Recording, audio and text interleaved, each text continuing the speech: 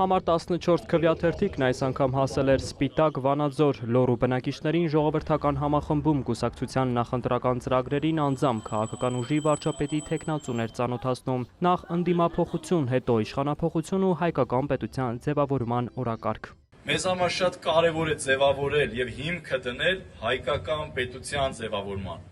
Պետություն, որը կլինի ոչ թե ձևով հայկական, օրենքներով եւ միայն իրավական հարթությունում։ Այլ պետք է առաջնային ունենա բովանդակություն, հիմքում համահայկականություն։ Այդ ճանապարհին առաջին քայլը ընդդիմափոխությունն է, այսինքն այլընտրանքի ձևավորումը։ Քաղաքական ուժը վանաձորցիներին համոզում էր, որ հենց իրենց ուժն է մարտահրավեր նետել գործող քաղաքական համակարգին։ Ամեն առաջին փոփոխություն, որ պետք է տեղի ունենա յուրաքանչյուրիս մեջ, դա մեր վերաբերմունքների համակարգին է վերաբերում։ Մենք ինչպես ենք վերաբերվում մեր իրականությանը, մեր ներկային, մեր անցյալին, մեր ապագային ու ամենակարևորը ինչպես են գնահատում մեր դերը մեր սեփական կյանքի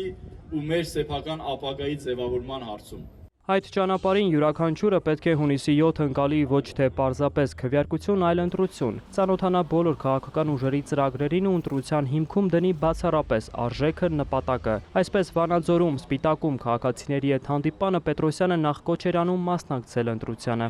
Եվս մեկ անգամ փաստենք, որ Սպիտակում եւս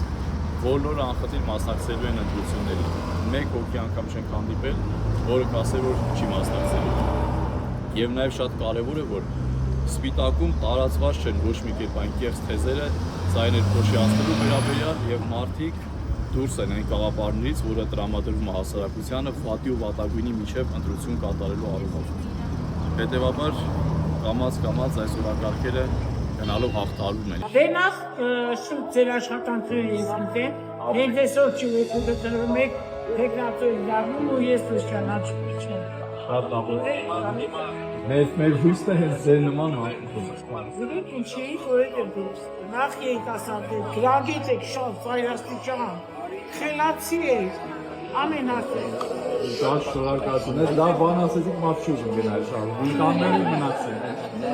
Շատ շնորհակալություն։ Մեծ հաջողություն։ Սիսիան Գորիս Լոռու մարզից հետո ժողովրդավարական համախմբում կուսակցությունը քարոզարշավը շարունակել է Սյունիքում։ Գորիսում Պետրոսյանը քաղաքացիների հետ հանդիպումներից տպավորություն է ստացել, որ բոլորը կողմ են փոփոխությունների եւ այդ փոփոխությունները տեսնում են բացառապես նոր ուժերի միջոցով։ Ինչն է նաև շատ կարևոր, որ նրանց համար միայն նոր լինելը ամենևին բավարար չէ։ Նրանք շատ կարևորում են գաղափարական հենքը եւ տեսլականը, որը շատ կարևոր եւ ուրախալի փաստ է։ Այն ինչը կուսակցության ղեկավարի պնդմամբ հենց իրենց անելիքն է, իսկ նպատակը հաղթանակը, որից կախված է բոլորի ապագան։ Շուտով Աստծո կամքով մեր ընտանիքում 4-րդ փոքրիկն է ծնվելու։ Ամեն անգամ, երբ նայում եմ երեխաներիս, նույն հարցն եմ տալիս. ինչպիսի Հայաստանում են նրանք ապրելու, ինչ ապագա է նրանց սպասվում։ Հայկական ապագան։ Հունիսի 7-ին ոչ թե պարզապես քվեարկեք, այլ կատարեք ընտրություն։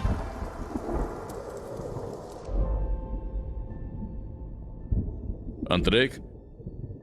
ժողովրդավարական համախմբում կուսակցությունը։ Վոլոդիա Մուշեղյան, լուրեր։